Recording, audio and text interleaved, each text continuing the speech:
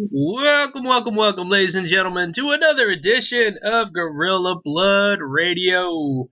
My name is Daniel Correa, and as always, I am here with, I don't know what I didn't think of another nickname for you. I just thought of that all of a sudden. Scott NDX. You forgot my name in general right now. No, Scott NDX out in New York City. I don't know, man. I mean, I don't know what to call you. We've been going with the same nicknames for so long. Oh. I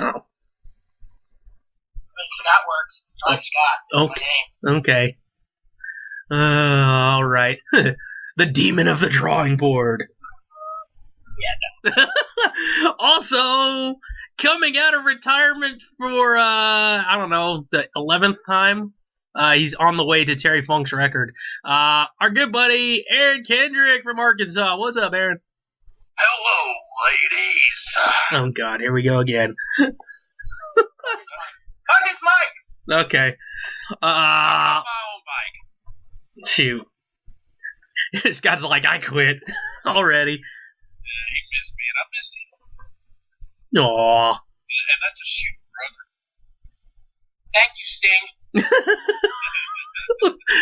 So, this week, man, has been one crazy-ass week in pro wrestling. We got 3 suspensions, 2 really awesome matches on the CWC, and a partridge in a freaking pear tree. Suspensions. I know Aaron is heartbroken over this. It's actually the reason I'm here tonight. Eva Marie got suspended for the wellness policy. So, I don't know what exactly she tested positive for, but... And nothing of value was lost. Aaron would beg to differ, but Here we go. This didn't take long. And also, suspended for the wellness policy, the new couple who probably just freaking partied and smoked a little weed together, Alberto Del Rio and Paige. I requote myself, and nothing of value was lost. Basically, right now, yeah. So, so there's those 3. I was a little baffled that Eva Marie got suspended, and part of me wondered, is that storyline so next week when they go to introduce her, she doesn't come out again? You know, if I may, Okay. I want to go ahead and say that it doesn't really surprise me that she got busted. Because, you know, as big into fitness as she is, she's all the supplements she takes, she's bound to have taken something that got flagged on the wellness policy, but it doesn't necessarily mean she's taking steroids. That's true. It's probably just some small ingredient in one of her supplements that got her busted. Or it could have been a chemical coming from that red hair dye or leaking from her breast implants. Yeah, it's the same thing happened with Brock Lesnar. He got flagged for an estrogen blocker, which is completely normal. That just sounds funny. Supplements. So it's going to be one of those things. So, I don't know. And we've already spent way too much time on this topic. Well, don't worry, you got a blonde clone in NXT and Mandy Rose. Yeah, that is true. Yeah, that was a really odd debut. And you know what? It was funny today. I got called not a true wrestling fan because I didn't know one of the women debuting.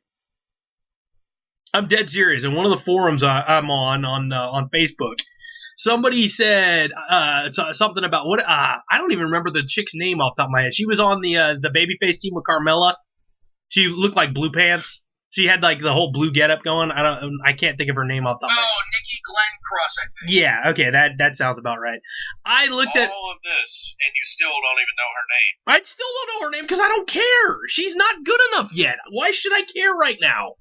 Have you learned nothing today? But this chick, I swear to God, when she came out, I was talking with Aaron as we're watching it, and I said, wow, it looks like Sarah Del Rey was left in the dryer for too long. And so I put that up there, just being funny, and then this guy comes up and says, the chick wrestles overseas. Of course I haven't seen her before. Not everybody is worth watching all the time. Sorry, guys. Scott actually has 47 DVDs that she's in. No, I don't. So, I had to remind myself who she was. I looked up the name, like, oh, yeah, she wrestled as Nikki Storm. Never seen her. yeah, no idea who she was. So, whatever. But I knew the other two girls. You're not a true wrestling fan because you don't know obscure fucking wrestlers from, England. Yeah, exactly. I was like, okay, whatever, sure. Those are the kind of people that do. But yeah, so it's just whatever. But dude, CWC this week, holy shit! Again, Jack Gallagher does it again, making everybody laugh. But it was Tozawa. Oh my god! If it wasn't for Tozawa playing it up and being as serious as he is normally, and then having to be a goofball, that match would have been as funny.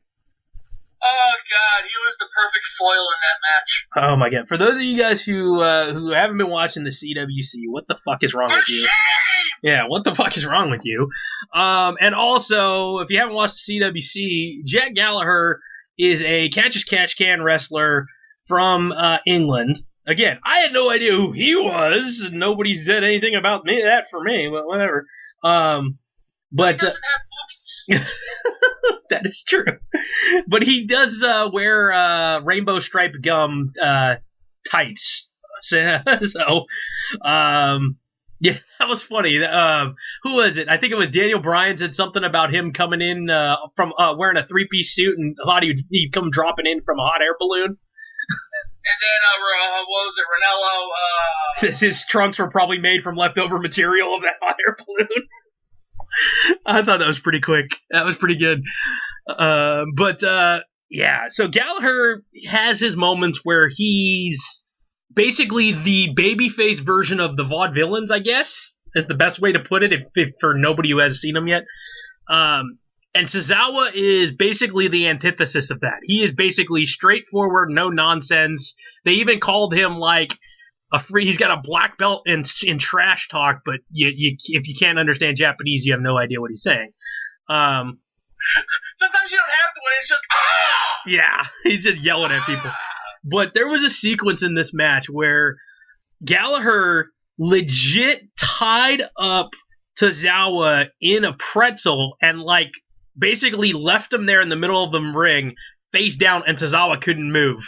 And Scott sent me the funniest text because all I heard was Tozawa in my head. It was hilarious. It's just, hey, what? Just making. Oh my god. Actually, what really was the moment that made me love the match happened before that even was when Gallagher tied him up and then laid right next to him when he tied up his legs, and Tozawa just looked at him and just double taked and went, hey! And he starts swinging for him and just can't reach, and they're kind of floating around the ring. Yeah, and Gallagher did the little prissy wave at him, just like hi, waving his fingers, dangling his fingers at him. Yeah, that was pretty funny, man. That was a good one. That honestly has got to be one. While again, on an excitement level, probably was not the most exciting match in the world, but for comedy value and action that way, I guess, combined was pretty damn good. Okay, so it wasn't full of high spots, but it was full of great spots. It was, yes. It was a pretty damn good match. And again, Tozawa and his damn Germans. Oy, oy, oy. That snap German looks more brutal than the German he actually finished him off with. I just want to say this. Tozawa was pretty much getting his ass kicked throughout the whole match. Mm-hmm. He was being shown up completely. He was selling a knee injury that looked legit at one point, the way he was selling. Yeah. I mean, the guy can barely speak English, yet he sells better than most guys that do. That just shows how good he is. How much raw emotion you get just by showing good facial expressions and screaming at the top of your lungs in pain. You know, Ric Flair used to do that very well. Mm-hmm. And Tozawa literally just won last minute with a couple of suplexes, and that was it. Otherwise, Gallagher was kicking his ass and showing up the whole way through. Yeah, it was really funny. Aaron and I were watching it the whole time, laughing our asses off.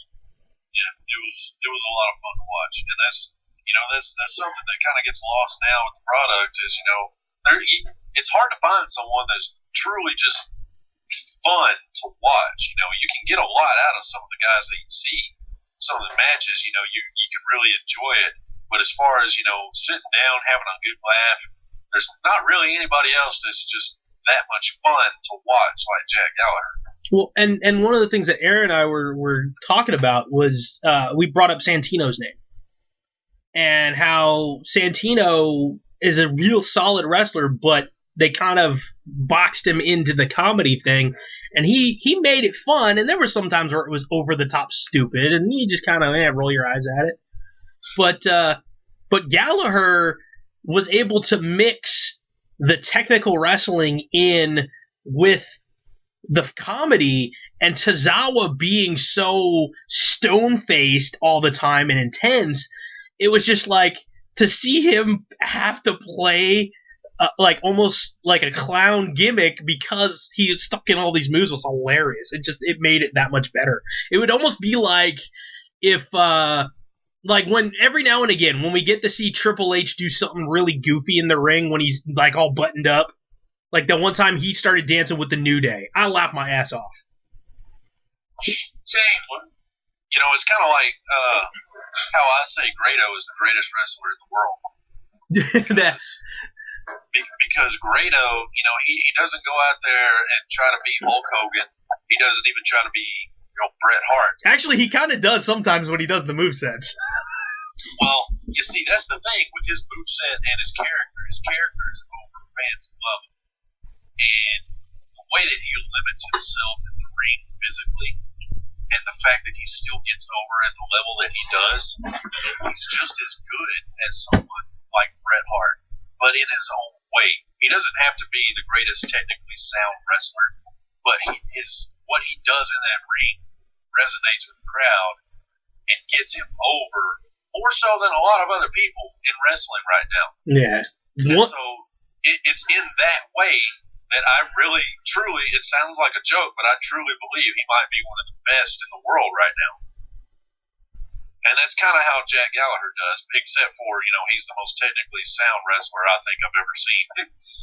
Scott? He escaped a rear waist lock with the old school method of just putting your fucking arms in between theirs. Yeah, I love the fact he blew air or whatever, licked his fingers or something just to kind of slide through.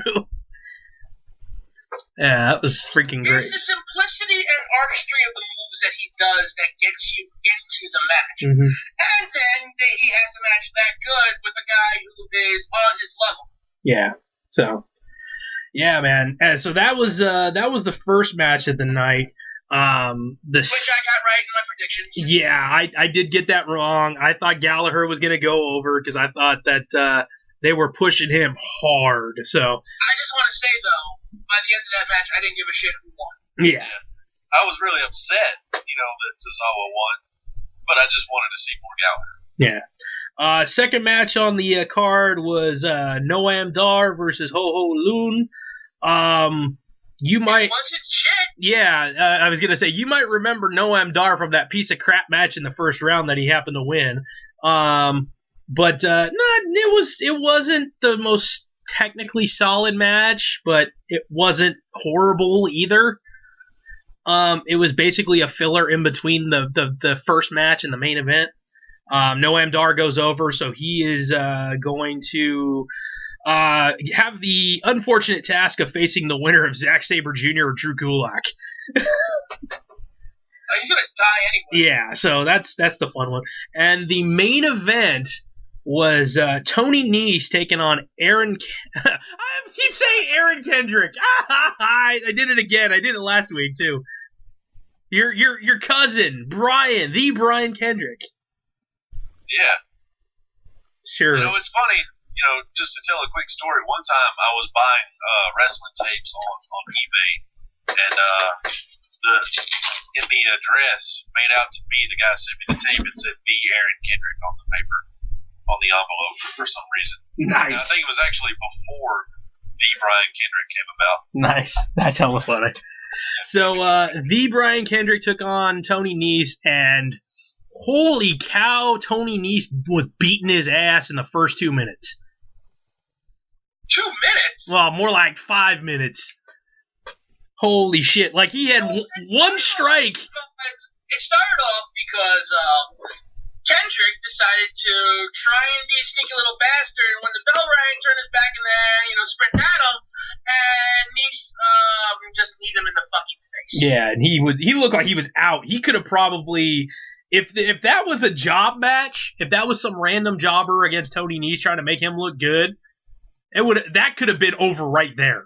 Like they would have if it was a jobber, they would have let him pin him. But it's Kendrick, so they kind of have to let him kick out. But Kendrick finally got back into it a little bit. I think that was the match that had. I'm trying to remember, Aaron, if that was the one where it looked like was that the one where he went up for a slam and he spiked the dude. It looked like he spiked the dude, or was that the Ho Lundar match? I can't remember. I don't really remember. But yeah, that was Dar and Loon. Okay. Went for a Michinoku driver and kind of just dropped him. Yeah, okay. No, Aaron marveled at something. It looked like a suplex turned into a slam. The Falcon Arrow? Is that? Yeah, I think that was the match. That was in this match. But yeah, man, Kendrick, dude, he's still amazing. That's yeah. He's got a few years under him, and he may not be a high-flying guy, but you can buy him as a legit badass who's going to beat you down. Yeah, and you know what? It's funny. Random story. I've seen him wrestle a match against nobody before out here at Hood Slam. He legit wrestled against nobody. Like they paired him off. They made it sound like it was a match against like facing the ghost of Charlie Chaplin or some shit. And he legit like sold headlocks, like he was in a side headlock from somebody, tossed somebody out over the top rope. The crowd actually like caught him and fell down. Oh, dude, it was fun. So, yeah, he can do anything after I saw that match, whatever. But man, Kendrick was getting his ass beat in this one. Tony Nese was just overpowering him like crazy, and it was fantastic. And you know what? The one thing that Aaron pointed out, and he goes, "Holy crap! A guy the size of Tony Nese, baseball sliding under Brian Kendrick into the gut wrench. I mean, not the gut wrench, the pump handle. He was like, damn, that was so fast, and he's like twice as wide as Kendrick, muscular-wise." I've seen Nese live a few times, and I instantly became a fan of his. I said TNA dropped the ball when they had Tony Nese on the program, wrestling for the X Division title. They could have let him do the shit that he was doing in these two matches that he had. They could have helped, rebuild that division. Mm-hmm. They screwed a pooch. There's something about this guy, man. I hope WWE saw it, and I hope they signed him. Because I really like having Tony Nese around. I think he is a great addition to the Cruiserweight division to have on Raw. And I think he's one of those guys that can break out of it into a decent mid-card run. Yeah. We got Daniel and I and Nick and everybody got to see Tony Nese at Evolve 48 or 58, I can't remember. Whatever number that show was that we happened to go to that was featured on Botchamania. Yeah, I believe it was like the first time Evolve has ever been featured on Botchamania. Yeah. But I mean, it wasn't his fault. It was a great match. It was Tony Nese and whoever he was teaming with against Drew Galloway and Johnny Gargano. But it was a great match. That was my first time seeing Tony Nese. Yeah. So, and I've been talking about him for a while, haven't I? Yeah. Over the last few weeks, man, you've been just be like, yeah. No, yeah. I mean, I've been going about him for the last few years. Yeah, and you've told the stories of you seeing him live and stuff like that too. So yeah, man. I mean, there's certain times we'll see certain people and we go, that guy's got something. And sometimes they may amount to something big, and sometimes they may not. But I mean, again, we might be fans. And strictly just fans. We're not necessarily wrestlers who know how to properly do things. But as fans, when you've seen enough stuff, you kind of get an inkling about certain people. So. Well, you also know what you want to see. Exactly. Yeah. I mean, what looks good to you? I mean, in the ring. Like, I mean, in general. Like, okay, go back to the first Gallagher match against Fabian Eichner, right? That was him against Eichner. Yes. Eichner, right off the bat, I just looked at him and went, I really don't give a crap about this guy. I just mainly... Look, another meatball. Yeah, I just want to see Gallagher. Then him pulling off that freaking double springboard moonsault thing, whatever the hell. I mean, it's just... That's when everyone just went, wait a second. Yeah. Or how he was keeping up with Gallagher. Yeah, so... Unlike Tozawa. Yeah, Tozawa... Tied into a knot. Yeah, Tozawa actually looked rather slow, and that is what I wouldn't have expected. So it was like, okay, cool. So, all right. So again, next week on the CWC, we have 3 matches, and it's honestly, Round 2. Oh my God, almost. This could be, I mean, better than. Dare I say it? Better than NXT Takeover Brooklyn. I don't know about that. We'll see. I mean, it's, Joe and Nakamura. Then again, I'm biased. I'm going. Yeah, but the matchups is going to be Rich Swann versus Lince Dorado. We got T.J. Perkins against Johnny Gargano, and Zack Sabre Jr. against Drew Gulak. That's a freaking stacked card. Holy crap. I am just amazed by how they can put those 3 on one. And so, yes. Repeat those matches. Huh? Repeat those matches. They need to be heard again. Rich Swann versus Lince Dorado. T.J. Perkins versus Johnny Gargano. And Zack Sabre Jr. versus Drew Gulak. Shit, we might be adding 3 matches to the list next week. Yeah, abso-freaking-lutely, dude. Yeah, if for those of you guys who don't know what list we're talking about, we keep, for the most part, Scott keeps a running list. I try to chime in once in a while of Match of the Year candidates over at horrorsonline.proboards.com. How many are there so far, just out of curiosity? I'll count in a moment. I just was over there. I commented on the Tozawa Gallagher match. Let me just go from the last since July 10th. That's just page 3. Yeah. American Alpha, The Revival, 2 out of 3 falls match, NXT Tag Team Titles. That's 1. Nakamura Balor from NXT on 7/13. That's 2. Zayn Owens Battleground. That's 3. The Fatal 4-Way between Cesaro, Balor, Rusev, and Owens. That's 4. Just want to say honorable mention to Charlotte and Sasha, and Balor versus Reigns. Let's see. Moving on. Oh, CWC's first match of the year candidate, Gargano and Ciampa. That's 5. Eichner and Gallagher tried to as well, just didn't get quite there. And the CWC does it again. Cedric Alexander versus Kota Ibushi at 6. I'm not going to count the 2 Lucha Undergrounds on here because I'm playing catch up. But if we did, they'd be 7 and 8. It would be the Max, Son of Havoc, Sexy Star, Rey Mysterio Jr., Prince Puma, and Tejano versus Johnny Mundo, Taya, Phoenix, King Cuerno, Evil Elise, and Pentagon Jr. And the 65 elimination match that followed with Mundo, Taya, Phoenix, King Cuerno, Evil Elise, and Pentagon Jr. If Zayn and Nakamura is not on your list, then something's wrong. Oh, it is, but that was before June. Dude, this is just page 3. This is just the last 2 months. Okay? This is page 3. And then, oh my fucking god, Tozawa versus Gallagher was amazing on so many levels. So that's like almost 10 in just the last 2 months. Wow.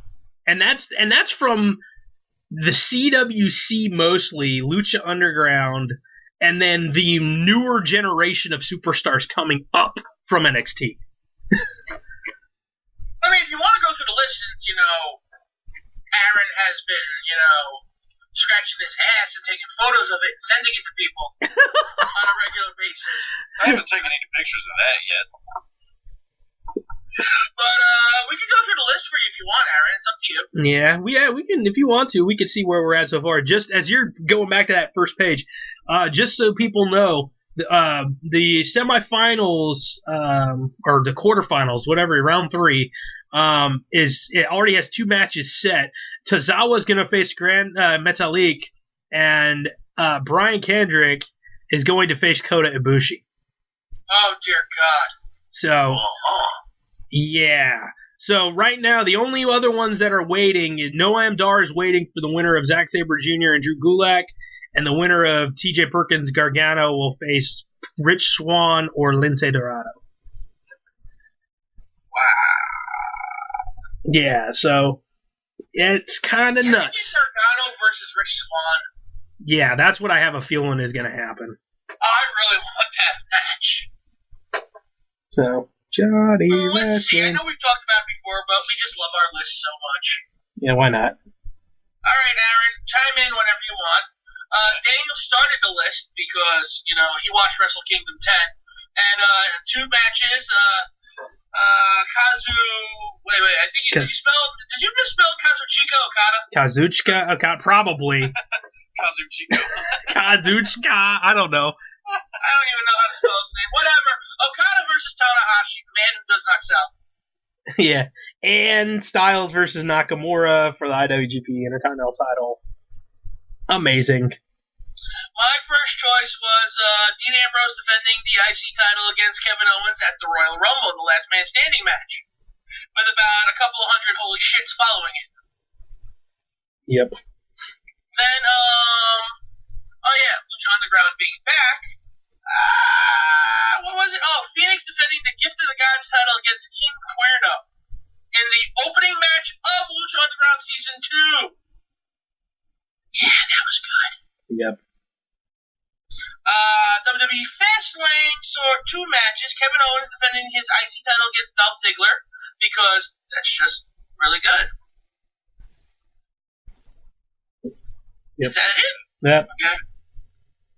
There's just one from Fastlane. What about the triple threat match with The Miz and Cesaro, or was it a fatal 4-way? Oh, that one, I think we might have put that on the list. The Miz is the one who won the match and shocked everybody. Yeah, because, Cesaro took out somebody, and then The Miz freaking got the pin. That was a great match, and Miz did Let's not see if it's on the list. We're moving on. First of all, we're Miz fans. And I love the fact I'm not. Okay, fuck you. I love the fact that IC... Well, I love Miz being IC champion because of schmucks like Daniel's reaction every time he wins. I know, I fucking hate it when he wins. He works hard. He does. I'm not going to say he doesn't. I love the fact that he was one of those guys that basically nobody wanted him there from the get-go, yet he's persevered to being one of their top guys. I get it. I just was wearing kick pads instead of those god-awful shorts.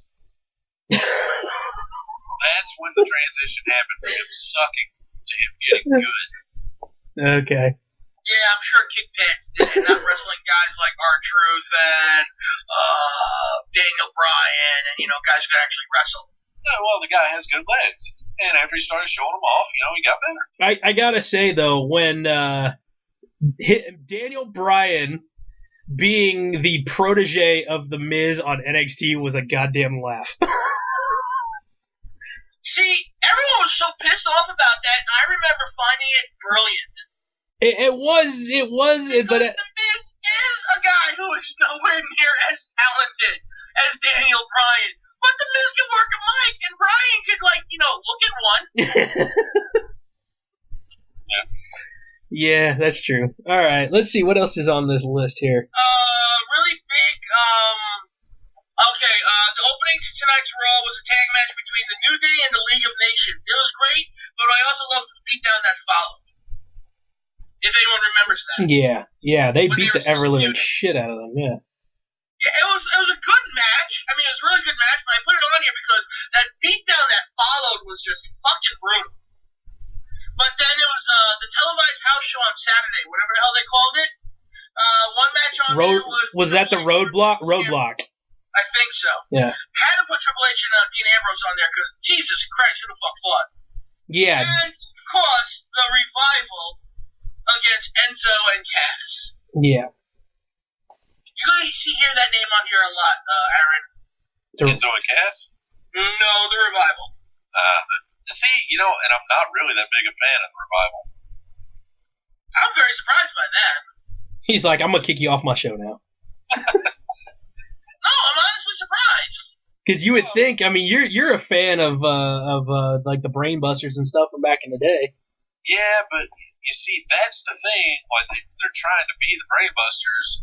I just don't see it because they don't look like those badasses to me like they should.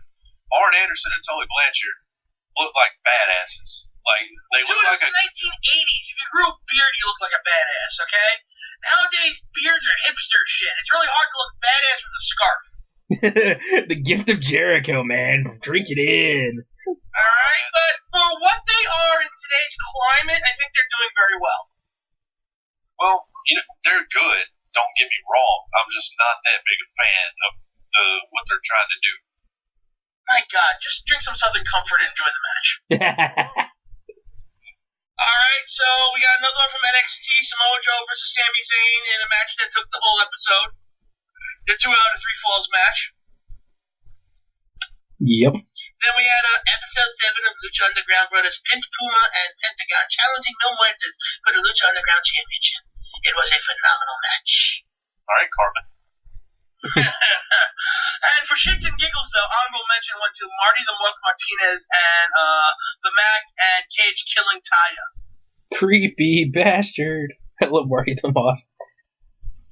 Yeah, Cage. The one taking it was Kevin Owens versus AJ Styles from SmackDown when, AJ Styles was still a good guy. And yeah, we mentioned Kevin Owens a lot on this list too. As we should. Yeah. Absolutely. Phoenix for Mil Muertes for Lucha Underground title.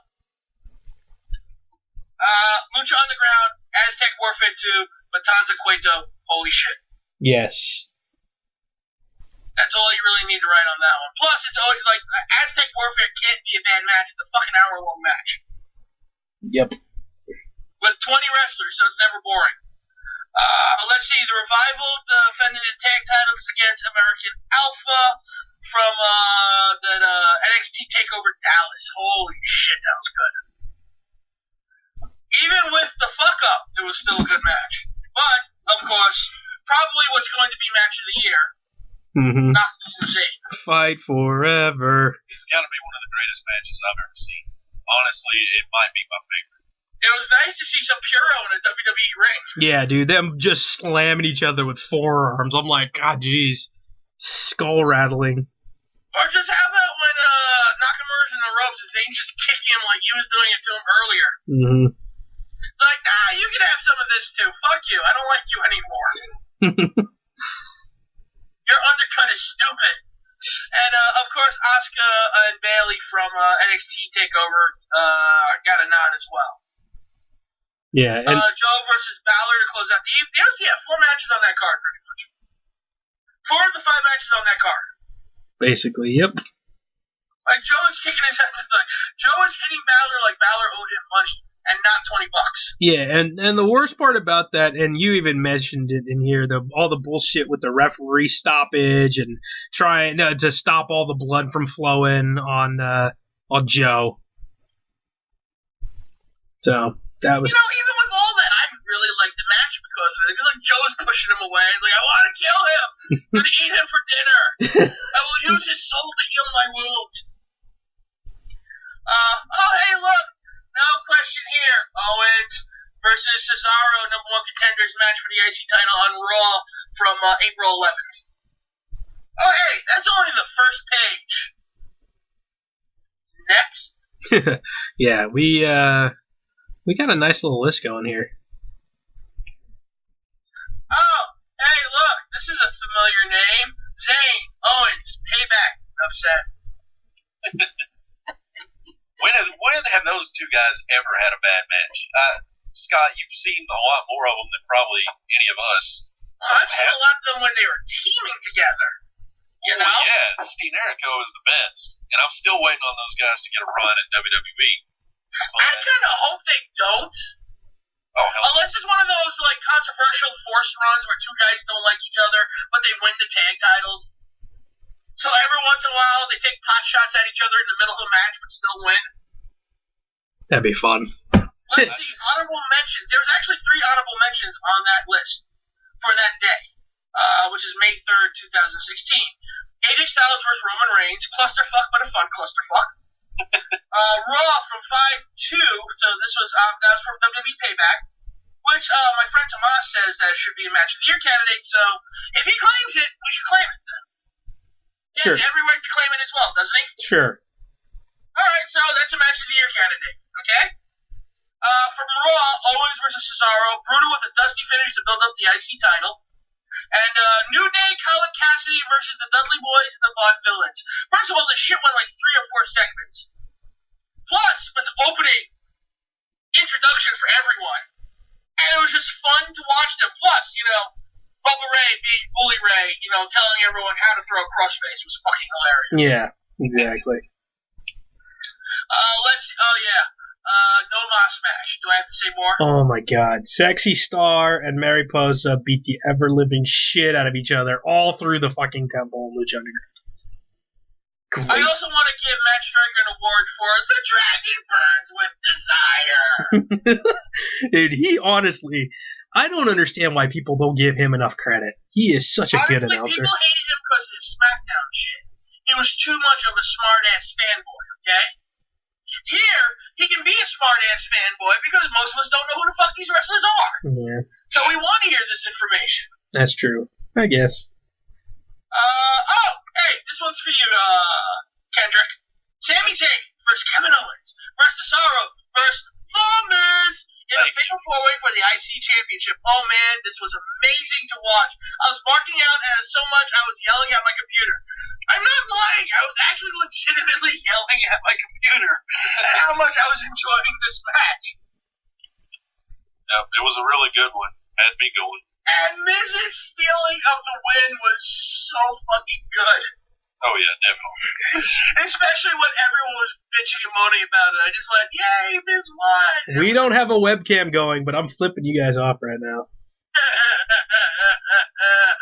Yeah, we're probably returning. Oh, no, Aaron's probably just like scratching his ass. But I'm flipping you off in return.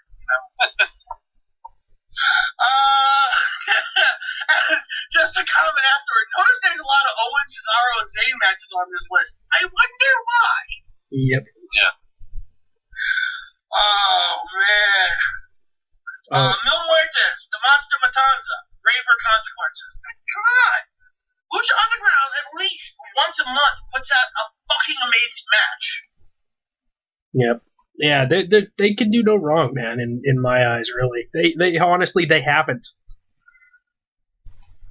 Oh, my bad. It was a different AJ Styles Roman Reigns match. It was the one from Extreme Rules. Oh, they were both good matches. They were, but let's be honest. Extreme Rules was better than Payback. I don't know. I don't know. I don't know how to say that one. All right. Well, honorable mentions here. I said it got an honorable mention.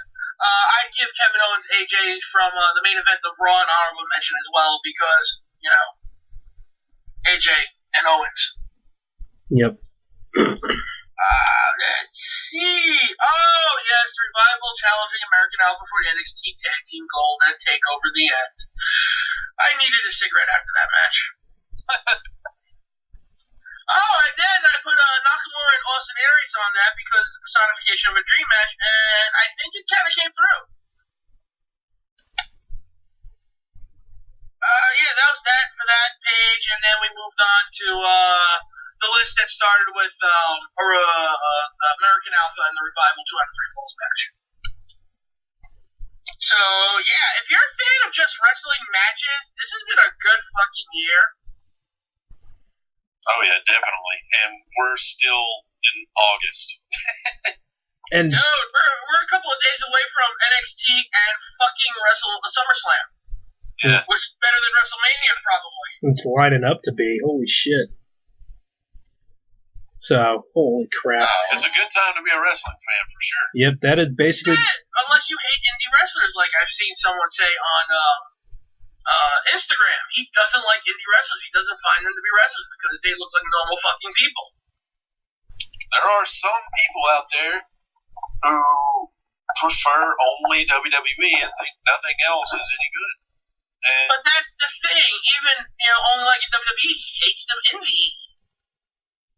Like, he hates Kevin Owens, he hates Cesaro, he hates Zayn, he hates Neville.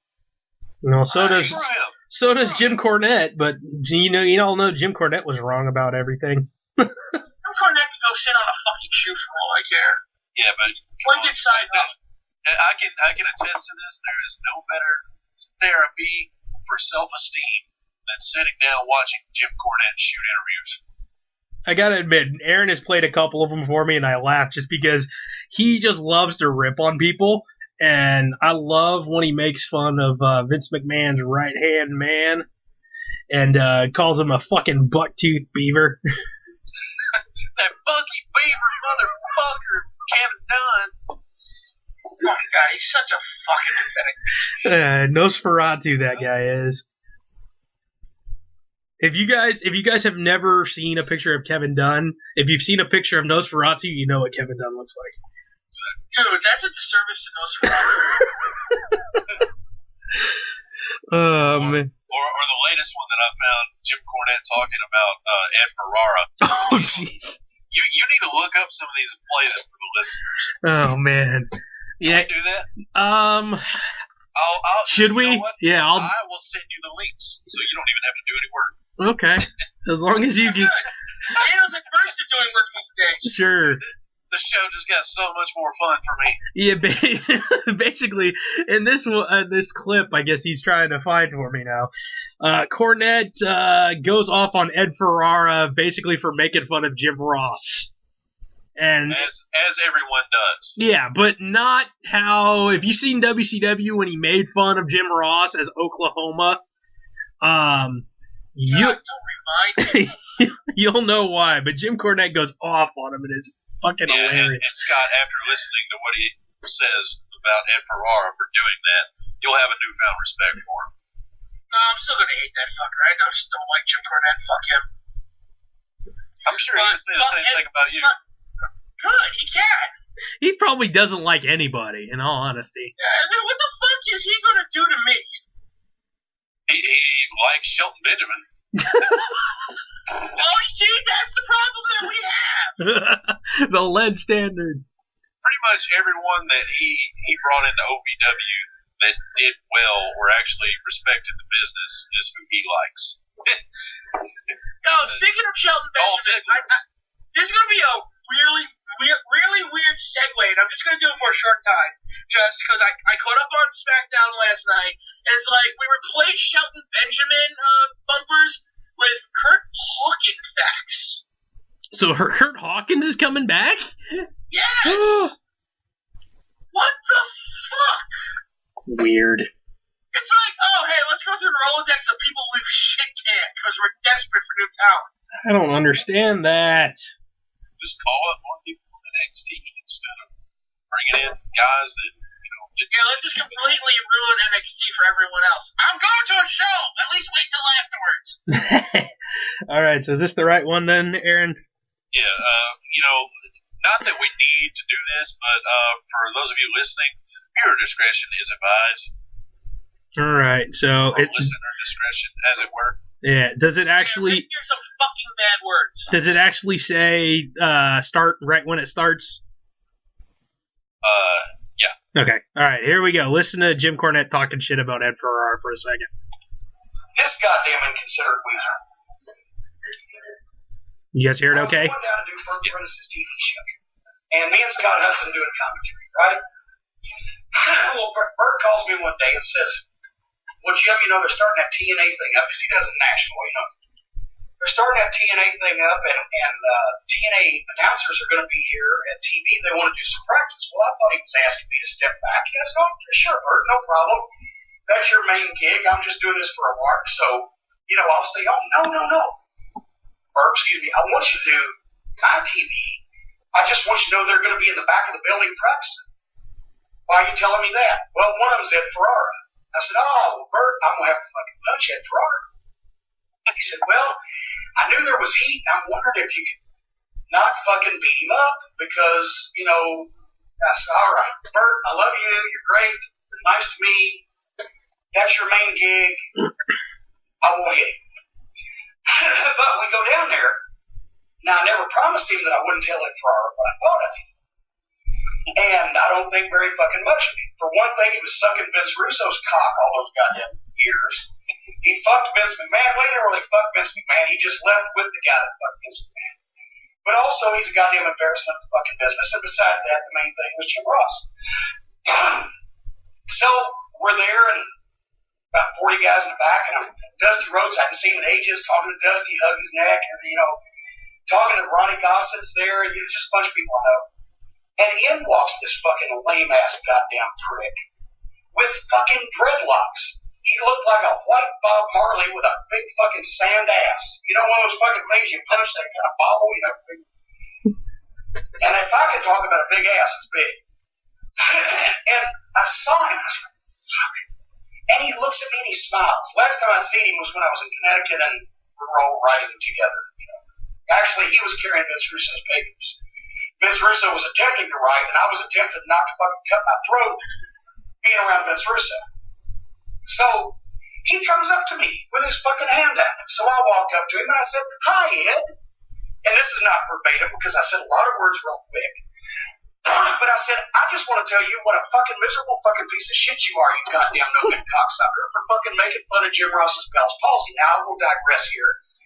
Here's a fucking guy who's given 30 years of his life to the business, Jim Ross, who is the best announcer, maybe asterisk Gordon Soley, but who's the best announcer now of modern times, who is a workaholic, who gives his life to the business, who loves the business, and here this little fucking prick comes along from writing Duckman or whatever the fuck he did in California and took 2 wrestling classes at Slammer's Wrestling Gym and thinks he deserves a goddamn spot in the wrestling business, and goes on national television and makes fun of a guy's he wasn't doing fat jokes. He wasn't doing goddamn bad hair jokes. He wasn't doing ugly jokes. He was making fun of a goddamn disability, a disease, a fucking paralysis of this guy's face that almost cost him his career, and he goes on television and makes fun of it.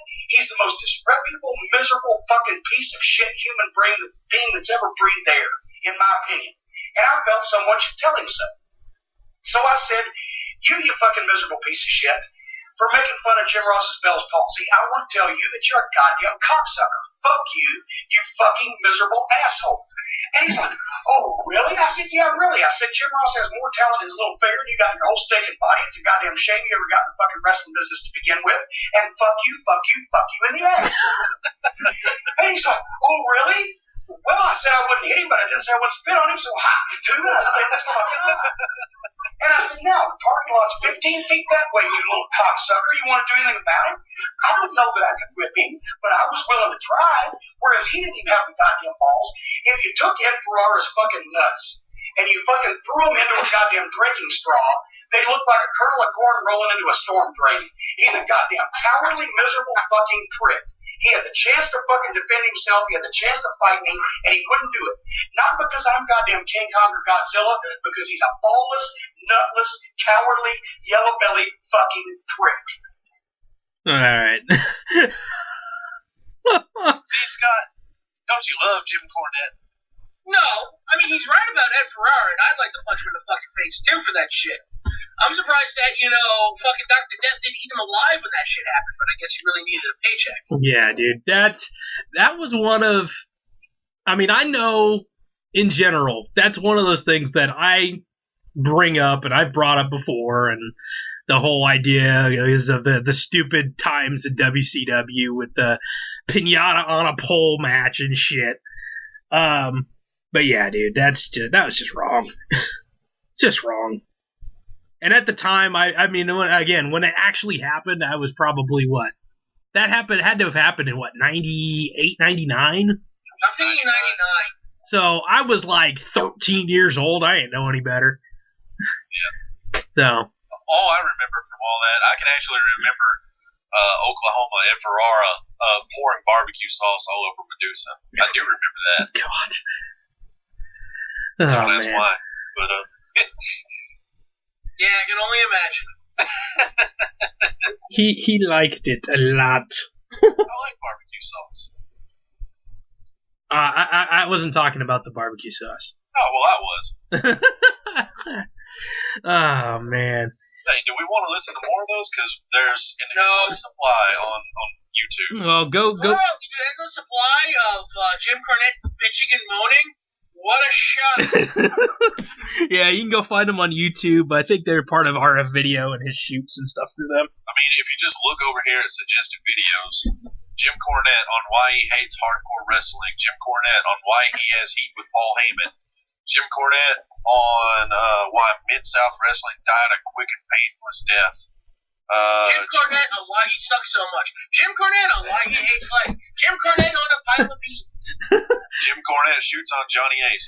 Jimmy, I don't have a good Johnny Ace. Jim Cornette shoots on Kevin Owens, saying he will never make Kevin Steen saying he will never make any money in this business and never wrestle in front of more than 20 people. Kind of wrong.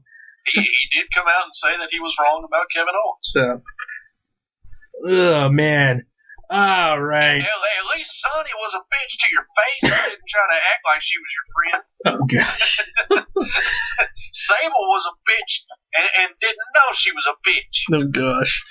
Have you guys been watching any of the Olympics since Wow, that changed quickly. Well, I was watching Olympic wrestling today, so that's why I was gonna transition with Olympic wrestling.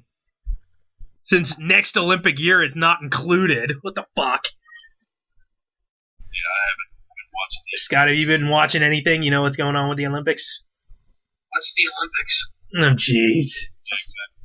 No, I have watched a little bit. We won our first women's wrestling medal today. Really? Freestyle wrestling. Our girl, I can't remember what the weight class was, but the girl won the gold medal, beat the overwhelming Japanese favorite, and it was like the Japanese first loss in like 6 months or so, and all the different tournaments that have happened over the course of the last 6 months. So, pretty awesome. Won a gold medal. We won a bronze too in a different weight class in women's wrestling. So, pretty sweet. America. Fuck yeah.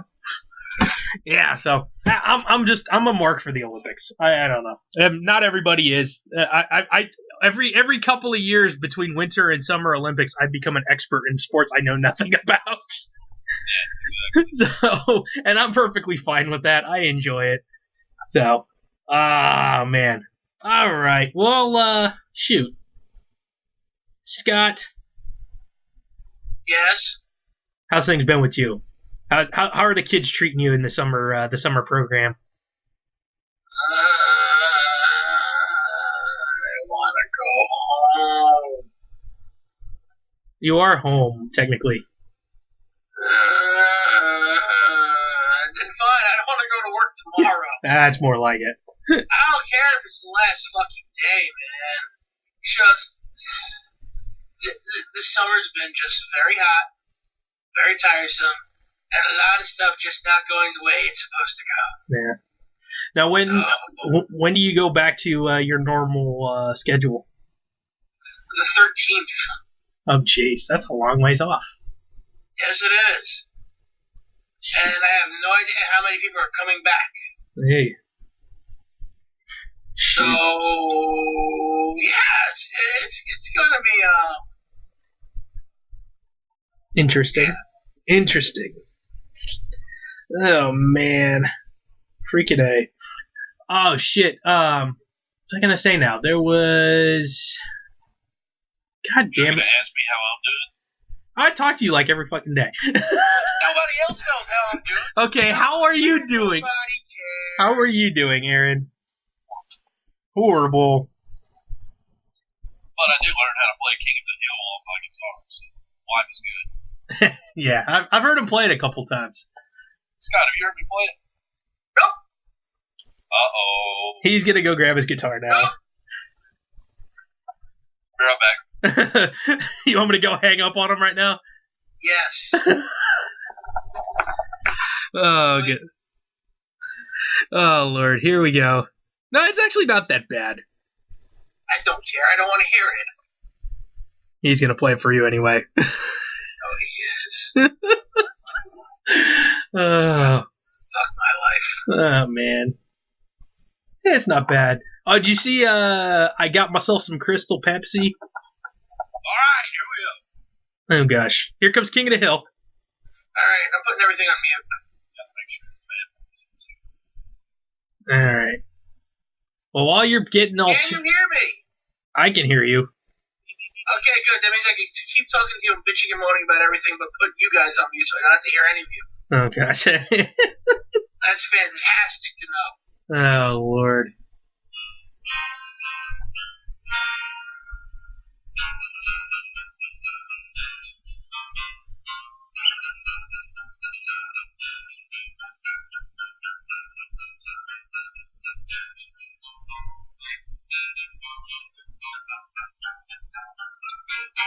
There you go. Yay. Yeah. Okay. Like half the song. Where's the rest of it? The rest of it.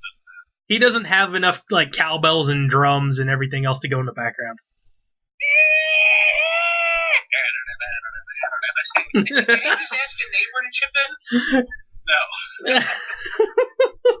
No one's as good as me, and I don't want to play with people that are not up to my level. Oh, man. Ay, ay, ay, ay. No. I can play some more shit for you too, Scott. Nah. Right here. We're good. No, thank you. What? We're good. No, thank you. Hey, did anyone watch that preview of Holy Foley on the network? Yes! It actually Alright, looks really good. No. What really fucks with my head right now is that Dan Barry is on the show. Whom? Exactly! See, unless you've been a wrestling fan living in New York for the last 15 years, you don't know who the fuck Dan Barry is. No But idea. apparently, in my lifetime, I've seen him wrestle more than 20 times. Who is that? Yeah, he's a guy that's probably made $25 working locally. Oh, jeez. I'm not talking about a match. I'm just talking about made $25. Oh, jeez. But apparently he's like Foley. He does comedy shit on the side. I honestly didn't realize. Like, I thought the last time I saw Barry was in 2005 when UXW stopped running in New York. No, apparently I watched him at a show in 2008 for Fight the World Wrestling. Yeah. Which I put the results on horrorsonline.boardboards.com because it was funny. They crammed a 3-hour show into 2 hours. Because the Amazura, the place that they're having the show, double booked the venue. Not fun. So they had to cram a show at 4 o'clock in the afternoon. They had to be out of there by 6. Jesus. And I literally bought my ticket at a $5 discount from one of the wrestlers on the card outside the fucking venue. Nice. The reason why I got my ticket for $5 less is that I promised to say, fuck Mel Sanchez. Because I had to boo him in his match. So, the guy he was wrestling, oh god, what was that fat bastard's name? And I can say that, I'm fat. No, seriously, what the fuck was his name? Okay. I don't know. I'm getting there. He's looking it up right now. Oh, Candy Cartwright. Candy Cartwright? God, okay. Well, he brought Mel Sanchez over to our area, and of course, Mel Sanchez probably told him to do so, put a staple in his forehead, and we're just yelling, fuck Mel Sanchez, we hope you die. God.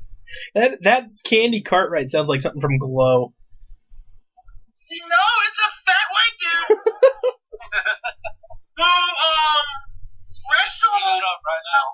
wrestled the Masked Maniac, and he used to dress up in different characters, like a guy that was a hated booker in New York before he dropped dead at the age of like 35. Oh god, I don't even know. All I know, he got his ass kicked like one of the lizard schlocks did. So what did you actually think about Holy Foley since you brought it up? I'm still just trying to figure out what the fuck Dan Barry's doing with his life, and I guess I'm gonna find out. Guess he finally made it to the WWE in some fashion. Yeah, I guess. Seriously, I didn't know the dude was still working, let alone, I mean, the shit you find out. I didn't even remember the fucker's name until I heard it. And it's like, Dan Barry. I'm like, what? I love the fact that Foley even rips on Frank the Clown. That's honestly, in all honesty, he's gotta like the dude, or kinda likes the dude, but still, like... Can Foley trim that beard, though? He's kind of getting to this whole, birds are going to start nesting in his face. He's in the Mike Knox phase. Yeah. Oh, dude, he even mentioned. Mike Knox had a beard that looked a little better than that. Foley just kind of looks creepy old. Dude, it was funny because they even mentioned, they showed a clip, and Foley even makes mention of how good looking his daughter is that they questioned his wife's fidelity. I was like, oh my god, that is perfect. Like 3 boys that look like Mick and then Noel. Yeah, that's freaking hilarious to me. Who's your daddy? The serial killer? I'm like, yeah, the milkman. Shit. Noelle is a wonder of the world. Yeah. I wonder how the hell she came out of Foley. I wonder how she got into this world. Oh, jeez. Oh, man. Yeah, it looks like a good show. I mean, I'm pretty sure she was at the Evolve show. Yeah, we saw her there. She was there. Veda Scott was there, dude. Oh, man. I love me. Veda Scott was like standing beside us. I love me some Veda Scott. Oh, dude, she's gorgeous. She is surprisingly short. Yeah, she's like 5 foot nothing. That really threw me off because I thought she was kind of a taller girl watching on Ring of Honor. But, no. Yeah, she's 5 foot nothing. Oh, man. But I also got a chance to watch that Women's Revolution, the WWE 24. Did you guys get a chance to watch that yet? Yeah, that was good. No, I haven't had a chance. I don't have time to do anything. I'm surprised I even watched wrestling last night. Yeah, dude. Scott, you're not a wrestling fan. Shut up. Jeez. Oh, get off my fucking show. Your show. Okay. Oh, man. No, it was good. I definitely... Oh, no. Technically, Gorilla Blood is me and Daniel's show. And Gorilla Blood is still the stupidest name for a radio show about wrestling I've ever heard in my life. You can blame Nick for that. Well, if it's your show now, change the name. Damn. Well, we're not a wrestling show anymore. We're just a general bullshit show. We'll talk about anything. Yeah. So fuck you, Gorilla Blood stays. You know, you can easily go. Yeah, I retire. Goodbye. Oh, thank Christ. And he's coming back in 5, 4, 3, 2. And this is why we cheer. Oh, God. But no, that WWE 24 on the Women's Revolution, dude, it's kind of cool because they actually go back through the years, and now it wasn't just about the modern era women. It was like the build up from going all the way back into the Attitude Era, talking about how women were like basically relegated to sideshow kind of tits and ass thing. And then there was Lita and Trish Stratus who wanted to do something different. I still want to see puppies. Of course, everybody likes puppies. But yeah. They had to change. I also like seeing women's wrestling the way it is on TV, man. It's freaking Sasha and Bayley and Charlotte and Becky and what we are gonna see this Sunday, or Saturday and Sunday rather, at NXT and SummerSlam. I'm looking forward to seeing Billie Kay taking on Ember Moon, just so we can finally get to see Athena on TV. Poor Billie Kay. Yeah, she's gonna get slaughtered. Builds up a few wins just to die. So. But yeah, dude, women's wrestling has come a long way, man, and it's finally getting some support. And I'm glad, you know what? I'm glad that they acknowledged, Bayley in a sense that they say she's not the most knockout, drop dead, gorgeous woman they have on the roster, but because she's personable is how and why young girls look up to her. And that's kind of awesome. And in all honesty, she's on the road to becoming female John Cena. So, which, I mean, is a great thing. I just hope they actually turn her heel, because that would be amazing. It would be funny. I've seen her play heel the once. soul-crushed faces in the audience. Eventually, yeah. It's going to be like Hulk Hogan going to the NWO. So, but I've seen her play a heel one time, and it was very, very awkward when she was in the Indies out here in California. So. Yeah, well, I'm sure she was very awkward then, too. Oh, yeah, she was. Literally, her, and I've probably said this on the air before, her idea of being a heel is coming out, sticking your hand out to a little girl, and then moving her hand away and be like, you couldn't get me, you're too slow. Like, that was her being a heel. It was so weird. And Gotta love the 1980s. I know, yeah. Whatever, loser. Oh, man. So, that was cool. I know that, isn't the Sting on JBL Legends tonight? Is that what comes out tonight, I think? I was thinking it was tomorrow. Maybe it is tomorrow. All I know is that's going to be awesome. I'm looking forward to that one. I'm a really big fan of it. Yeah. I haven't seen the Booker T one. It's in 2 parts. I'm a fan of the Legends with JBL series. Yeah, I like it. See, I like the fact that he asks questions that are just like, I mean, he brought up TNA when he was talking to Road Dogg. Yeah, I love that. I mean, that's what He brought even up TNA when he was talking to Booker. I mean, he acknowledges that these guys have traveled and has done many different things, and he actually asked some really hard questions. I want these answers. well, I like the fact that even they're letting Austin do that on his show too.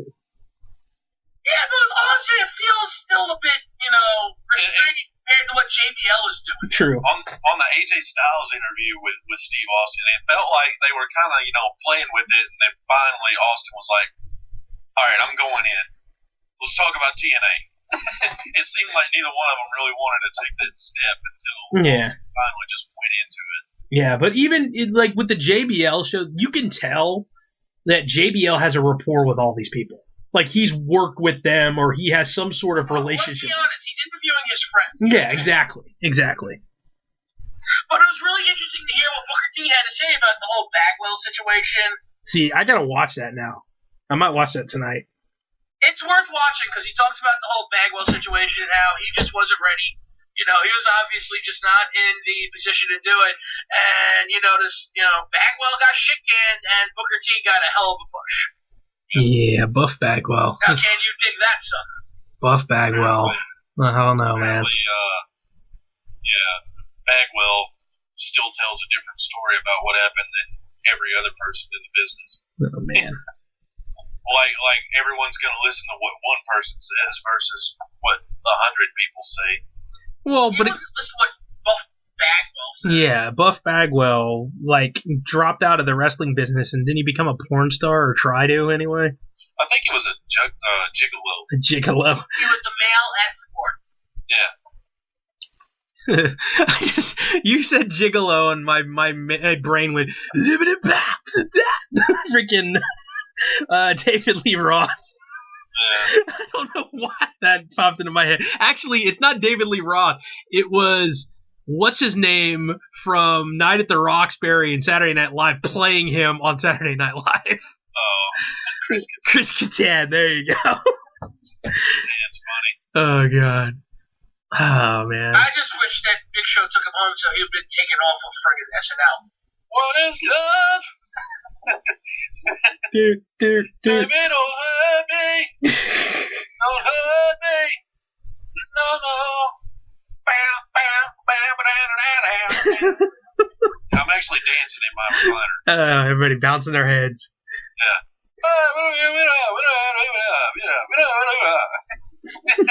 They never actually talked on SNL. They just made noises. Oh, that's some funny stuff. I miss the good old days of SNL. Yeah, I really didn't watch too much of it. I don't know, Scott, you probably watched a lot of it.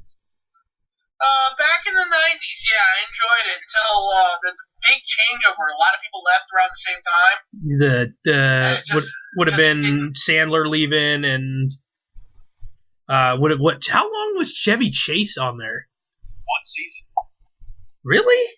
He was in the first season, and that was it. Wow. And then he became a god. That's funny. Yeah, because I didn't watch it enough to really know who is who. I mean, I have an Adam Sandler best of thing that I've watched maybe once, and I know that he's just I love my sweatshirt. That's if you want something stupid, listen to his old CDs. Oh, and Opera Man. I know that one too. Yeah. But yeah, I've heard some of his songs. I think right around the time Colin Quinn left the show, I think that was when I started moving on. No, I've got all of the best ofs. I think I've got Jimmy Fallon. I've got, I think, both volumes of Will Ferrell. I've got Chris Farley. Chris Farley's got to be the best. I've got the best. My problem with Chris Farley was just like, he was just yelling and falling all the time. I live in a van down by the river. That's the only thing I know. It's just not, after a while, it's just like, all right, I know you can do better than this. See, that's why I kind of like the movies that he was in, like Tommy Boy and Black Sheep, because, yes, he's yelling and falling down a lot, but there's a lot of substance to the films as well. Fat guy in a low coat. Tommy Boy and Black Sheep are essentially the same fucking movie. Yeah. But you don't hear me arguing. You know, I love the story that's told about the Pepper Boy, where Adam Sandler and Dana Carvey are walking around in the restaurant asking everyone if they want fresh pepper. You know, they walk up to grind the pepper. They're like, yeah, fresh pepper. And you know, the whole thing is like the woman at the table always wants fresh pepper, and they always find provocative ways to grind the pepper on these dishes. And one of them walks up to Chris Farley and says, fresh pepper, sir. And Chris Farley, his only line in the whole sketch is to say, yes, I would love some pepper. And so he's getting pissed off because they're not using him a whole lot on that season. And so he takes that one line and just completely goes over the top with it and stretches his one line out like a good 20 seconds and just makes the whole sketch. Yeah, fresh pepper, sir? Why, yeah! I would love some pepper! Just completely over the top and steals the whole spotlight of the sketch. And that's Chris Farley. That's why I love Chris Farley. Yeah, I'm Beverly Hills Ninja. Yeah. That movie, I watched it maybe twice ever, but it's just one of those things where just it's so weird seeing Chris Farley roll around and do all this ninja stuff, and then in the background seeing Liu Kang take all the falls and like get his shit beat out of him. Ramen Show, man, as I don't know what was his name in that? I can't even remember. I can't remember. So I don't know. He's always been Liu Kang to me. Yeah, I know. And then he was the sad part was didn't he play? He played somebody in that Street Fighter: The Legends of Chun-Li. He was like some mentor to her, and I was like, wait, what is this? Why is Liu Kang in a Street Fighter movie? The guy who played Liu Kang was also one of the drivers in Death Race. Oh, he was? Yeah, he was the one who was driving the Honda, where everything was translated from, I think, Japanese, and all of a sudden he says, oh shit, and he translated it into Japanese. Right before he blew the fuck up. That's funny. I've never seen that movie. Dude. It's actually, it's not a great film, but it's a great film. It's one of those movies you kind of have to see. You know, I finally tried to watch The Chaperone last night. Oh, God. And I didn't make it through the movie. I had to give up. I was sitting there watching it, and finally I just got pissed off and just, I got angry at the movie. Yeah, then you're probably not going to get through Knucklehead. Oh, I refuse. It popped up as a suggested movie on Netflix for me to watch after I tried to watch The Chaperone, and I gave up and just started watching Archer. Yeah. Scott doesn't like whatever the fuck his name is, Benjamin, John Benjamin. I don't know what the fuck his real name is. What on? He hates Archer's voice. He hates Bob's Burgers. Yeah. Bob's Burgers. Scott freaking hates it. I won't watch Bob's Burgers either. Yeah. I love Bob's Burgers because of his voice, really. Most of the time, his voice makes it funny for me. I just absolutely hate his voice. I love it. He just sounds like such a depressed human being. What's his first initial there? What is his initial officially? H. John Benjamin. There it is. There we go. Does H stand for horrible? Yeah, I'm not shocked that comes out of it. That's funny. Oh, man. Hombre! Oh, hey, random thing. Okay, Kevin Smith has a new show on AMC. I don't know if you happen to see that, because they did the preview for this new season of The Walking Dead coming up. with the talking. Scott, are you ready for The Walking Dead? Maybe. Are you all? Still a little disappointed at that season 5 box set that I bought. Are you all caught up though with the finale and everything? Yeah, I know. I'm waiting to see who's gonna get their brain beamed in. Okay. Because it was funny because I mean after that show again we'll get back to Walking Dead. I really want to continue my train of thought before. Sorry. It's okay. It's okay. It's all good. But no, Kevin Smith has a new show called Geeking Out, and it's basically him talking to his geeky friends and about their projects and stuff that they're doing. Hey, I don't give a shit already. Well, but he had Nathan Fillion, and I can't think of the actor's name who was also on Firefly with him, but he was Pirate Steve the Pirate from Dodgeball. Alan Yeah, Alan what? Alan Tudyk. Tudyk. I can never remember his name. I just know him as Steve the Pirate when I see him. He was also, King Candy from Wreck-It Ralph. He was? Yes, he was. Holy shit, that's cool. If you look at his credits, this dude's been in some of the best stuff you never realized. That's funny. Man, because they do a show called Con Men. It's a web series, I guess. But they do, it's kind of one of those things where these guys are, I guess, I don't know if they're washed up actors or whatever, and they go to these it's like they're trying to embrace their acting credentials, and they start going to all these conventions and all the stupid shit that happens to them while they're at these conventions, and they're trying to raise more money to do another season or some crap. But they have an app coming out called Con Men or Con Man, whatever the hell you want to call it. And it's supposed to be like how you remember playing back in the day, like SimCity or Roller Coaster Tycoon, and how they have like Farmville and all this shit now. Yes, no, okay. Well, they're doing one of their own games where you basically get to run your own comic book convention in a game. I thought that was kind of neat, a kind of neat concept to the this create your own world kind of business aspect thing. Just me. All right, so about Walking Dead. Okay, go ahead.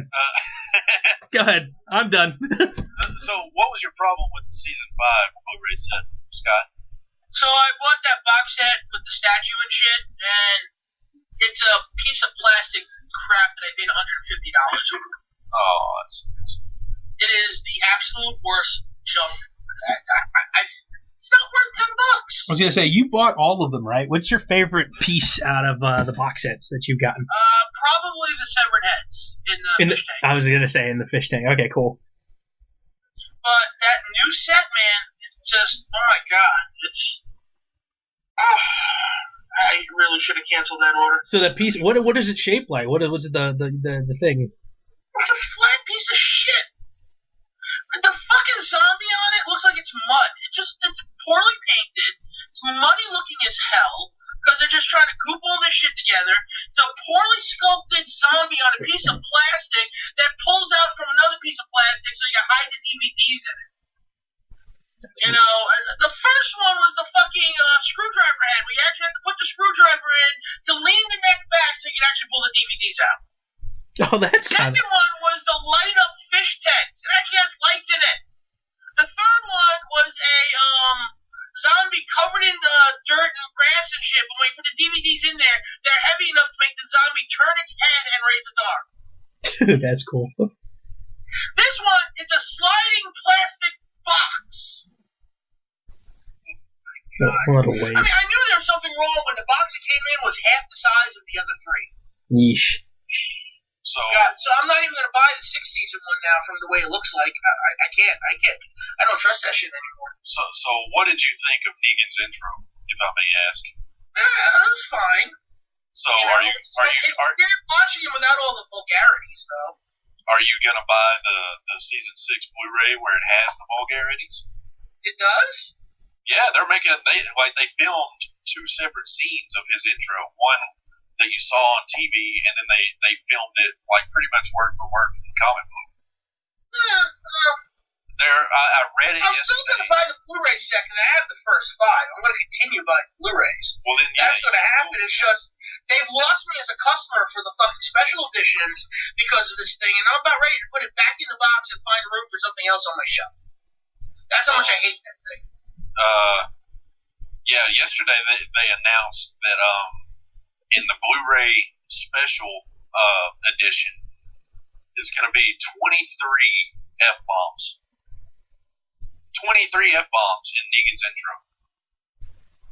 So, That's Yeah, gonna be. that sounds a little too much, honestly. oh, it's like in the comic book. Yeah, and in the comic book, it can be very grating sometimes.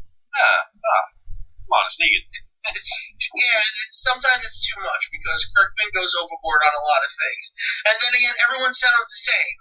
If you ever read the comics in a long stretch back to back, everyone's all wishy-washy. It's like, yeah, we could do that, but maybe we should try this. Oh, that sounds pretty good, but maybe we should try this. Yeah, that's not a bad idea, but we could try this. It's like, fuck you, do something. I think we need to listen to Negan's intro here on the show because all you need to hear is the dialogue. I'm fine right now. No, I'm not. I think we should. Nah, no big deal. Fine, I'll listen to it on my own. Goodbye. All right, see ya. Bye. No, I'm kidding. I'm not going anywhere. You're not getting rid of me. The next time he pulls that shit, just pull the plug on him.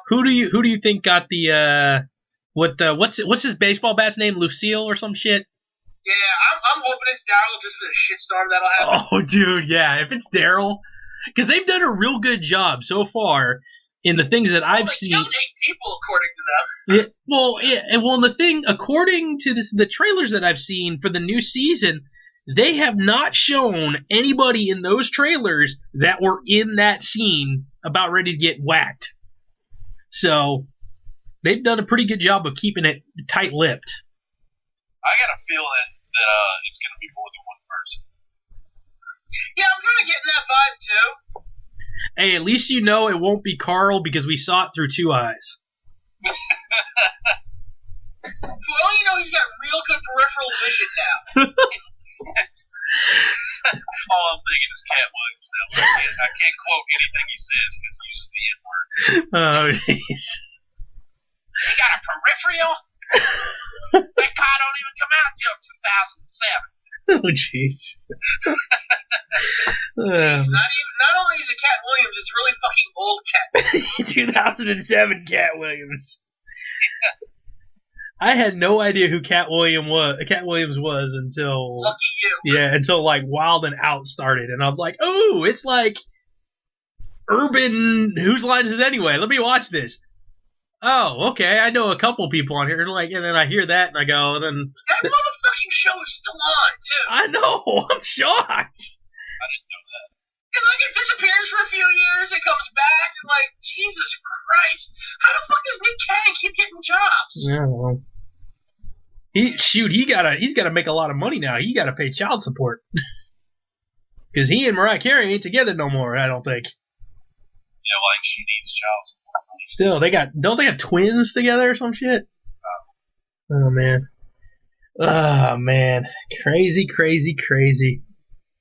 Shoot, but yeah, no, now okay. Scott hasn't been one for Fear the Walking Dead, right? If I remember correctly. I tried to watch season 1. I got about 2 episodes in, and I lost interest. And I haven't watched any of season 2, obviously, because I never finished season 1. Yeah, I like it. I think it's different.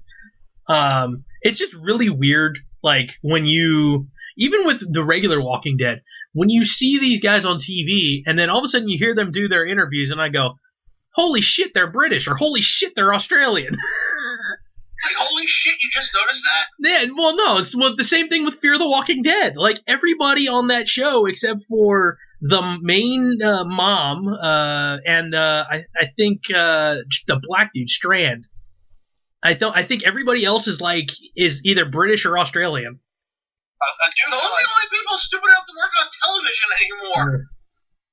I do feel like they go a bit overboard with trying to, create diversity in the show. Sometimes they do. I don't think there's any same race relationship in that show.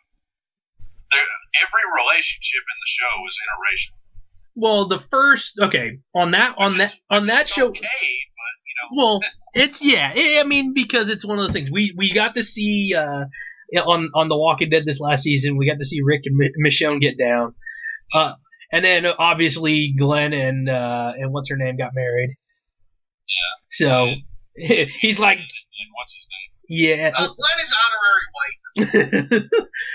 But, and then, He named Glenn, poor bastard. yeah, well, and in Fear the Walking Dead, the original couple was Hispanic and then the Middle Eastern dad or whatever. I don't know what nationality he officially is. And then he ends up remarrying and marries a white chick. So, and then her kids don't even look like they're white; they're something else. So they look like they are mixed with something. And then they had the gay relationship between Strand and the other guy, and that was interracial too. So you have a point there, Aaron. Yeah. Oh, I know. I've thought about it. So Well, when you have no more choices in people, you have to go with whatever's the law. that is true. Oh, good lord. Yeah, I Hey, guess. look, I'm looking for a white woman to love. Oh, she's being... And whenever the world was still, My standards have been lowered. Yeah. yeah, I mean the girl was dating a black boy whenever everything started. Yeah, that's true. She was. And then also, too, it just crossed in my mind, Rosita and, what's his name? Abraham. Abraham, Which yeah. I'm afraid is going to be one of our corpses when we come back. Ooh. Hey, no spoilers. I said I'm afraid. Oh, God. That would get me to almost go Daryl tier, like some of people would. Because I just love that character on the show. Yeah. I'm actually hoping he'd be the character to replace Rick in the comic books. Do you ever get the chance to watch the Talking Dead thing with Chris Hardwick after the shows? I would try to most times. Dude, what's hilarious is Yvette Nicole Brown, dude. How she's so into it, dude. It's so funny. Like There's something wrong with that. dude, she brings like a binder of like thoughts and conspiracies that she has. I mean, literally, it looks like a He's dictionary. watching the show and taking notes. There's something wrong. I think that's just kind of funny to me. I don't know. I don't sit there taking notes watching wrestling. I've done that. Yeah. Because I had to write stuff. So, Yeah, speaking for themselves now. but I'm speaking for most people. yeah, most people don't take notes watching stuff. So, if I was getting paid to do it, then I might. I bet I know who your other prediction for who's getting the bat is going to be. I said Daryl. Along with, oh, no, you don't think that's going to happen. Yeah, I do. You think Daryl and Abraham are both getting the bat? I'm afraid Abraham's getting the bat. I do think Daryl's getting it because I think it'll just fuck with so many people. I don't think so. Yeah, supposedly they shot scenes of everybody getting killed. Yeah. So nobody on the. Yeah. We know Rick isn't getting killed. We know Carl's not getting killed. You would presume so. Well, I mean, Which sucks because it's like, I mean, fucking kill Rick already. no, Rick's got to lose a hand and he's got to start using a cane. He's not going to lose a hand. Merle lost a hand for him. So, did we? He No. got an awesome metal stump out of it. And with a knife. Okay, I'm just kind of going back in my memory banks here. Did we ever figure out what happened with Daryl's brother? Did he end up dying? Yeah, Daryl's the one that had to put him down. Okay, he did turn in those. Okay. Yeah. A walker. I can't call them zombies, can I? No, you can't. Zombies don't exist. Yeah, they're walkers now. They actually call them zombies in the comic book sometimes. No, I don't think they did that for a long time if they ever did. No, they do. No, they've always used the terms walkers, workers. I've read every single issue they have. Yeah, but for the first several years, they didn't use the term. Well, they did, though. That's what I'm saying. I don't know when, but they have. At least once, he's saying, I guess. Yeah, it has been done, Scott. Oh, do you know what's funny? In the same vein, since we're talking about zombie flicks and stuff, you guys have played the game or heard of the game Left 4 Dead? I've heard of it. Scott, yeah, you've heard of it? No? What game? Left 4 Dead? I've heard of it. Okay. Basically, it's a first-person zombie horror survival game. And somebody modded it. They took the game code and messed with it, and they modded it to where the 4 characters that you play as are now Shaggy and Velma and Daphne and Freddy.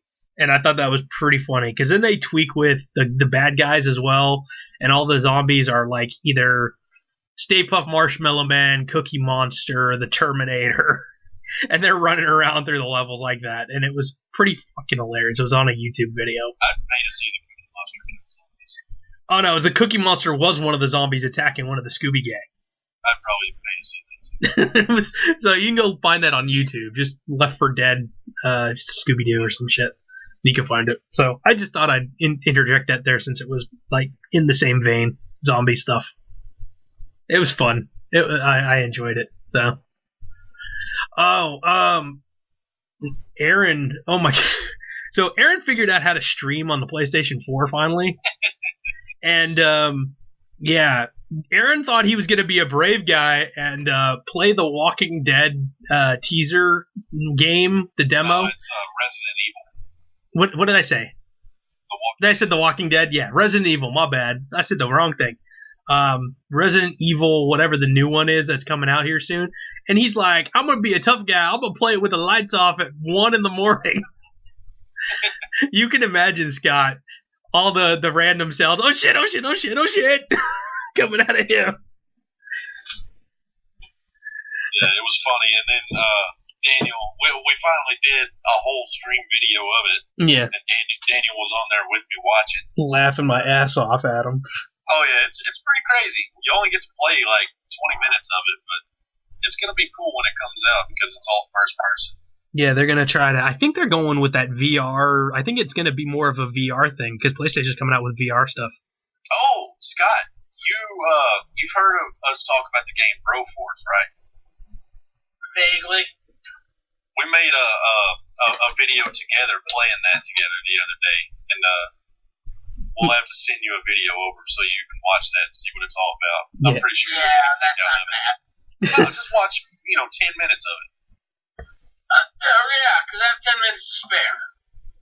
Well, you do right now, obviously. Yeah, he's doing a show, and he's gonna get off of here and read comics. So Or go to bed. Or go to bed. That's true too.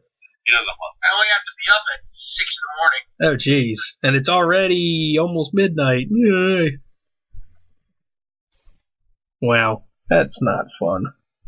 Yeah, I'll be streamlining some coffee again in the morning. Just put it right into my veins.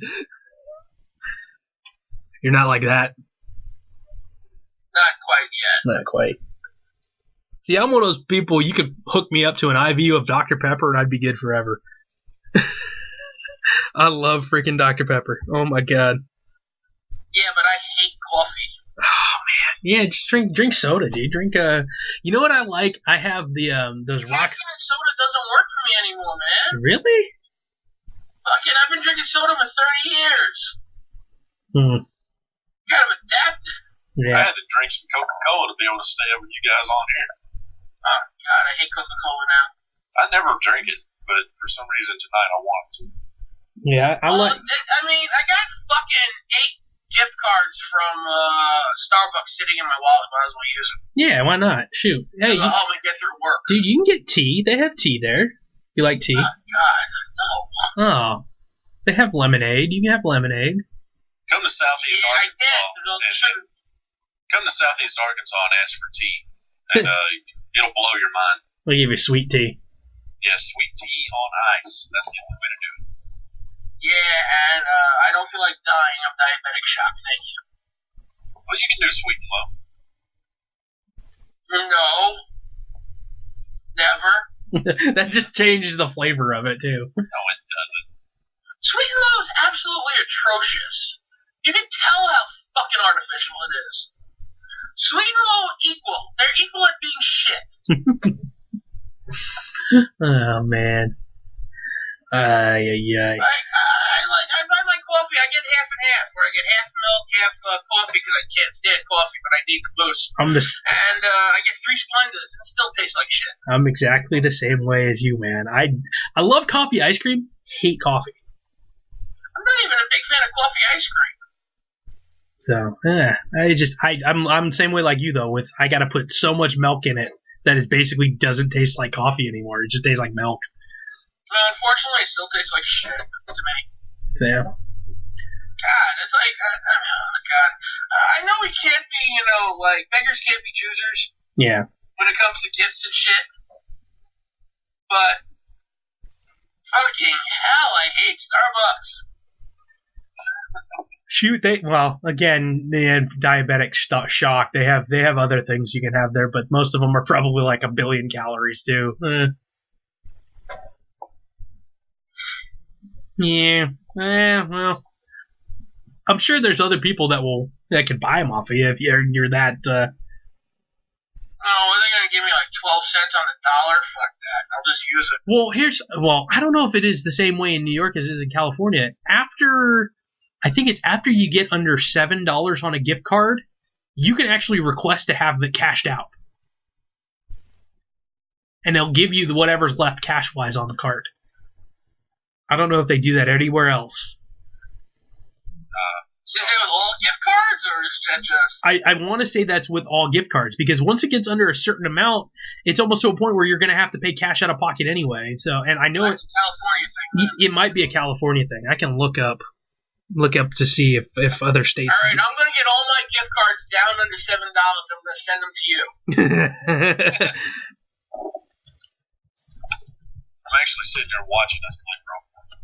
California. Okay, so California gift card cash out law, expiration date, service fees, all the other fees basically are gone. Like you can't they can't expire anymore. Like gift cards. Remember how like I don't know if in New York or something like that they have it where your gift card can expire if you don't use it fast enough. Do they still have that there? Yeah. I don't know. I barely use gift cards. Oh, it says if the balance is $10 or more, a business doesn't have to redeem the gift card or the balance left over or whatever for a thing. But yeah, as long as it's under $10, they can redeem it for the cash out. That's pretty crazy. So, what states require gift cards to be redeemable for cash? Okay, here we go. Looks like California, Colorado, Maine, and New Jersey. How close are you to... I ain't going to New Jersey. I was going to say, how close are you to New Jersey? Not close enough and not far enough away. Scott, I have a question. No. Yeah.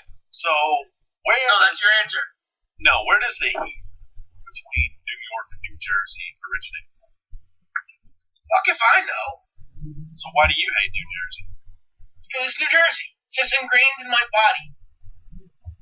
Scott, give me a competent answer to my question. Competent answer.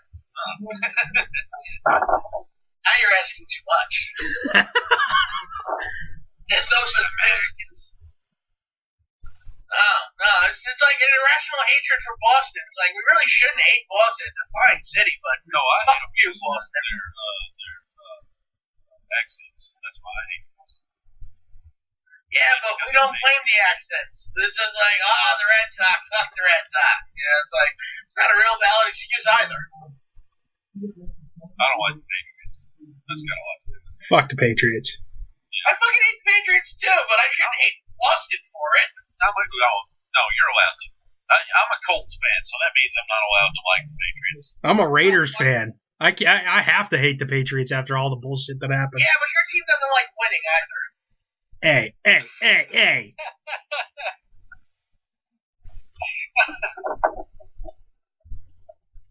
We at least got 3 Super Bowls. So, just saying. Did James Storm leave TNA again? Oh, no, never mind. It's probably storyline, but that would be freaking insane if it did. I would love to see them together again.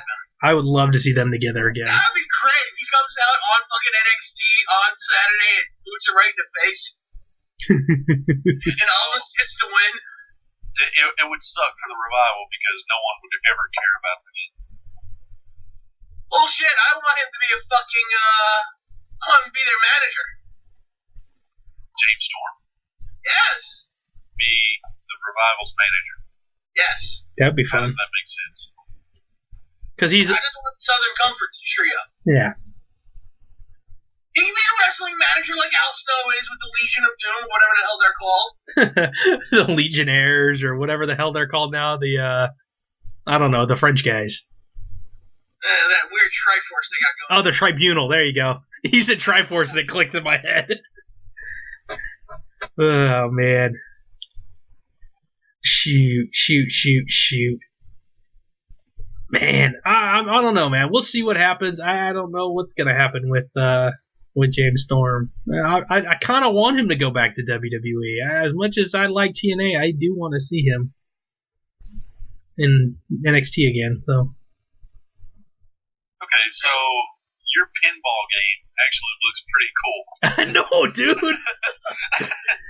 Yeah, no, the Zen Pinball, they have some free stuff that you could do demos and things like that, and it's fun, but you don't get to play a full game on some of them. But so I bought $10 worth of tables, and that's 4 tables that I had. So one of which was that Family Guy one. So I don't know what the fuck's going on right now. he's watching one of my stream videos.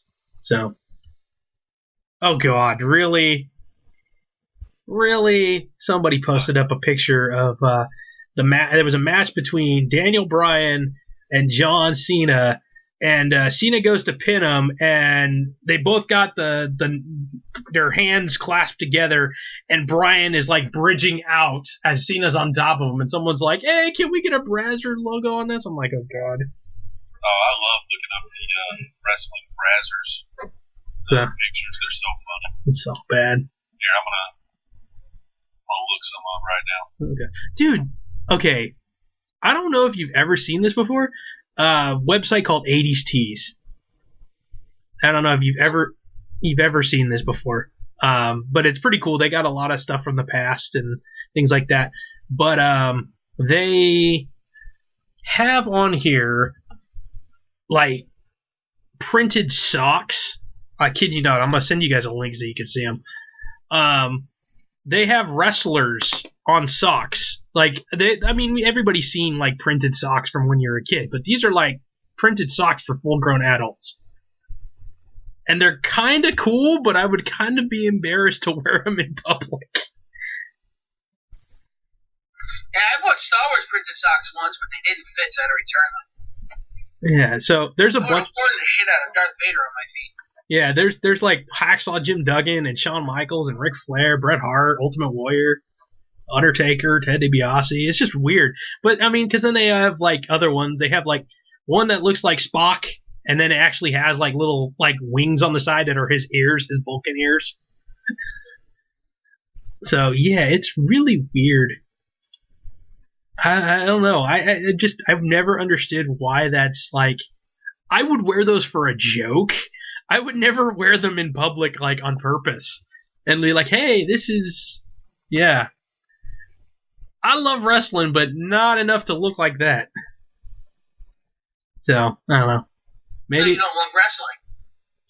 Yeah, you're not a real fan. Sure. Oh, gosh. Come on, you don't want to slip your feet into the Ultimate Warrior? No. How about the $1 Million Man? That just sounds bad. I know. Everybody's got a price. Oh, good lord. Come on, man. Wonder Woman taped knee-high socks. You look awesome in those. No, thank you. I'm good. I am all right. No worries to me. Oh, lordy. Oh, I got more mail from Gorilla Blood Radio now. More junk mail. They still are sending us things about getting a business credit card and stuff. I don't know why, but they keep sending us that. You probably use a business first. Yeah, considering the fact that we're just a humble YouTube podcast thing. So, all right, you, Aaron, and your freaking links to pictures there. The heck? Oh, this is Oh funny. God, Heidenreich. Oh, good lord. On that note, you guys want to call it a night? Oh, I'm having fun now. I'm fine with that. All right. Sorry, Aaron, you're outvoted. Plus, it's our show. No one cares for me. What about me? What about Raven? So, right. Pimp your art, Scott. Peace. I was gonna say you don't have your art. You don't want to promote your artwork. No. Okay. I'm tired. Okay. Well, I'll promote it for you. Scott NDX on Instagram and nexusdx.deviantart.com or whatever on Blogspot too. Same thing. Something similar. Aaron, what do you have anything to promote? You can follow me on Instagram at the Aaron Kendrick. That's really it, man. Okay. And then follow me, social media, mainly Facebook, DKorea247. And then Grillbud Radio on Instagram, Facebook, Twitter, YouTube, where you're actually probably listening to this show right now. So go back and listen to the back catalog. We have some good stuff. Again, for the most part, if you haven't figured it out, we talk a lot about wrestling, but then we talk about other shit too. So, yeah. So listen, and yeah, why not have fun? Go back and listen to all of our old stuff too. Yeah, the Boobs joined us last week too. So, yay. Nah, we love the Boobs. He's funny. All right then. On that note, I know Scott's getting ready to go to bed, and it's probably Aaron too here. I'm guessing. Not after the picture. I just said Scott. He's not going to bed anytime soon. Oh gosh, what the hell? All right. On that note, thank you everybody for. I'm still gonna go to bed. Just have some decent drinks. Yeah. Thanks for listening to Gorilla Blood Radio. We will be here next week. Peace out, everybody. Bye. See ya. Stop threatening people like that. Yeah, I'm sorry. It's a habit of being here every week, I guess now. So, bye. Good night. Night.